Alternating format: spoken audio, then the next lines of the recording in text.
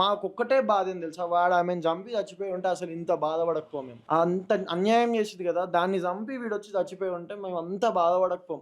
మావాడు కూడా ఇద్దరిలో చచ్చిపోయి ఉంది కదండి, ఇద్దరికి న్యాయం తప్పొక్కళ్ళే చేయలేదు జరిగింది. కదా.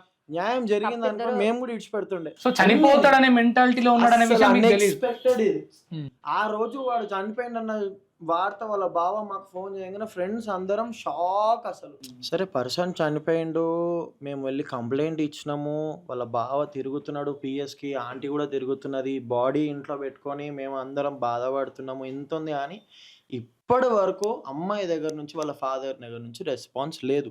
రెస్పాన్స్ లేకపోవడం కాకుండా మాకు రిటర్న్ బెదిరింపు, డిపార్ట్మెంట్ నుంచి మాకు బెదిరింపు. ఇంకెన్ని రోజులు తిరుగుతారు వాళ్ళు, వదిలేయండి.